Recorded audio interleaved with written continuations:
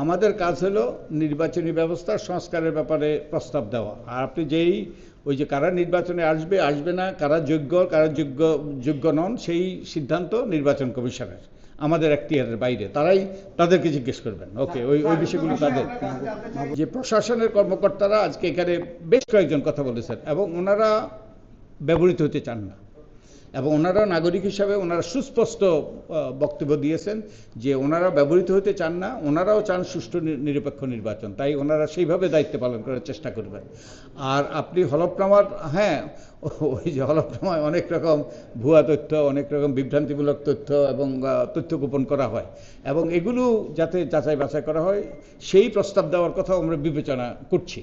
আমরা এখন আমাদের প্রস্তাবগুলো এখনো চূড়ান্ত হয়নি, আমরা এগুলো সবগুলো বিবেচনা নিচ্ছি। আমরা আশা করছি যে আমাদের যে সময়সীমা নির্ধারণ করে দেওয়া হয়েছে, আমাদের প্রজ্ঞাপনটা জারি হয়েছে 3 তারিখ, তা আমরা আশা করি যে তার আগেই 31 তারিখের মধ্যে আমরা আশা করছি যে আমরা আমাদের প্রস্তাবটা দেব। নির্বাচনের ব্যাপারে ব্যাপক ওই যে দাবি আছে, এবং নির্বাচনী আমাদের প্রধান উপদেষ্টা বলছেন নির্বাচনী ট্রেনটা যেন ট্র্যাকে উঠে।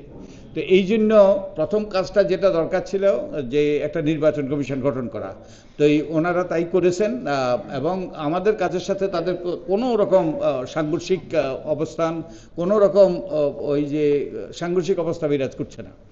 আর ইনফ্যাক্ট তো তাদের অনেকগুলো কাজ আছে, ভোটার তালিকা তৈরি করার থেকে এই কাজগুলো শুরু করা দরকার, এই জন্য করেছেন। আর আরেকটা হলো, হ্যাঁ, ওই যে অনেক রকম প্রশ্ন আছে যে আইনের অধীনে করা হয়েছে, কিন্তু একটা যে ত্রুটিপূর্ণ আইনও যদি সঠিক ব্যক্তিরা যদি যে অনুসন্ধান কমিটির সদস্য হন, তাহলে সঠিক ব্যক্তিরা যে কমিশনে নিয়োগপ্রাপ্ত হতে পারেন। তা আমরা যেটুকু দেখেছি যে যাদেরকে নিয়ে অনুসন্ধান কমিটি গঠন করা হয়েছে তারা অত্যন্ত সম্মানিত ব্যক্তি, দল নিরপেক্ষ ব্যক্তি। তো তারা যাদের নাম প্রস্তাব করেছে তাদের থেকে নিয়োগ দেওয়া হয়েছে। আমরা বিশ্বাস করতে চাই তারা সঠিক ব্যক্তি, তারা আমাদের জন্য একটা সুষ্ঠু নিরপেক্ষ গ্রহণযোগ্য নির্বাচন উপহার দিতে পারবেন। আমাদের নির্বাচন ব্যবস্থা সংস্কারের ব্যাপারে আমাদের সুপারিশ থাকবে। ওইসব সিদ্ধান্ত প্রশাসনিক সিদ্ধান্ত, আইনগত সিদ্ধান্ত, তো সেই আদালতের মাধ্যমে, তারপর নির্বাচন কমিশনের মাধ্যমে সেই সিদ্ধান্তগুলো আসবে। আর সংখ্যানুপাতিক, আমাদের সংখ্যানুপাতিক পক্ষেও আছে বিপক্ষেও আছে, প্রবল অবস্থান। এখন তো আমরা এই সবগুলো বিবেচনা নিচ্ছি এবং উন্মুক্ত মনে, আমরা খোলা মনে আমরা এইসব বিবেচনা করে আমরা আমাদের সুপারিশ পেশ করার চেষ্টা করব। তবে এখানে আরেকটা যে জিনিস আপনাদের জানা দরকার, যে এইসব সিদ্ধান্ত কিন্তু আমাদের নয় মূলত, এগুলো কারণ এটার জন্য সংবিধান পরিবর্তন করতে হবে। তো সংবিধান পরিবর্তনের জন্য যেই কমিশন করতে হয়েছে তাদেরই কিন্তু এই সুপারিশ করতে হবে। আর সংবিধান পরিবর্তন আমাদের নাগরিক হিসাবে, আপনারা জানেন যে আমরা পঞ্চদশ সংশোধনীর ব্যাপারে মামলা করেছি, আমি লিড পিটিশনার ছিলাম, আমার বন্ধু তোফায়েল আহমদও, এবং আমরা একটা গুরুত্বপূর্ণ প্রতিকার পেয়েছি। হ্যাঁ, আমরা আমাদের সাধ্যমতো নাগরিক হিসাবে, অবস্থান হিসাবে, এবং আমাদেরকে আদালত ধন্যবাদও দিয়েছে যে চরম দুঃসময়ে আমরা নাগরিকের স্বার্থে, নাগরিকের কল্যাণে আমরা সাহসী ভূমিকা রেখে এইসব নিয়ে কথা বলেছি এবং আদালতের দ্বারস্থ হয়েছি। তো আমরা আমাদের সাধ্যমতো করছি, অন্যরা অন্যদের সাধ্যমতো করে, এবং আপনাদের সাধ্যমতো যদি আপনারা করেন, তাহলে আমরা একটা সুদিনের করতে পারি, আশা করতে পারি যে আমাদের যা অতীতে যা ঘটেছে তার যেন পুনরাবৃত্তি না ঘটে। এই যে অপরাধী যেসব কর্মকাণ্ড হয়েছে, হত্যাকাণ্ড ঘটেছে, মানবতার বিরোধী হত্যাকাণ্ড, এবং একই সাথে আমাদের নির্বাচন ব্যবস্থাকে নির্বাসনে পাঠিয়েছে, এটার যেন অবসানের জন্য সবাই বদ্ধপরিকর। না, ওই রকম কোনো মতামত আসে নাই, এবং ওই রকম মতামতের জন্য এই ফোরামও না।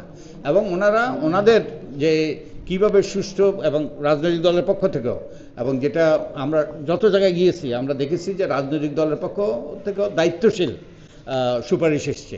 তারাও চান যে একটা সুষ্ঠু নিরপেক্ষ নির্বাচন। এই যে হাইকোর্টের রায়টা হয়তো সুপ্রিম কোর্টে যাবে, তো আমরা আশা করছি যে সুপ্রিম কোর্ট থেকে এই হাইকোর্টের রায়টার পক্ষেই রায় দেবে।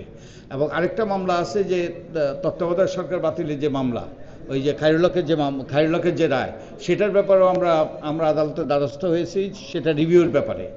তারপরে এরপরে এই সংবিধান সংস্কার কমিশন প্রস্তাব দেবে এবং আমার জানা মতে যে আলটিমেটলি ওই শেষ পর্যন্ত এগুলো সংবিধানে অন্তর্ভুক্ত করতে হলে একটা ইয়েতে এই যে সংসদে একটা বিল উত্থাপন করতে হবে এবং ওই বিল উত্থাপন করে সেটা প্রস্তাব সেই বিলটা পাস করার পরে সংবিধানে অন্তর্ভুক্ত হবে।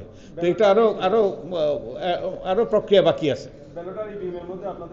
আই থিঙ্ক ইভিএম ইজ ওই যে আর কোনো প্রশ্নই আসে না, ওই যে ইভিএম ওই যে ওটা হবে না। আই থিঙ্ক নির্বাচন কমিশনে বলেছে, আমাদেরও একই অবস্থা। আমরা প্রস্তাব করেছি, নির্বাচন কমিশন আমরা প্রস্তাব করব যে এই সংশোধনগুলো যেন করা হয় এবং কোনো রকম ওই যে ওটার সাথে আরও অনেকগুলো দুর্নীতি যুক্ত আছে, এগুলোর জন্য অবসান হয়। এবং আমরা নির্বাচন কমিশনের সাথে একটা সভা করেছি, আমাদের পুরো কমিশন নির্বাচন কমিশনের সাথে আমরা সুস্পষ্টভাবে বলেছি যে ভোটার আইডির ব্যাপারে, এনআইডির ব্যাপারে, প্রবাসীদের ভোটাধিকার, এবং অনেকগুলো আমরা যে সকল বিষয়গুলো নিয়ে অংশীজনের সাথে কথা বলছি এগুলো আমরা তুলে ধরেছি এবং এই ন্যাশনাল আইডির কথা জোরালোভাবে আমরা বলেছি।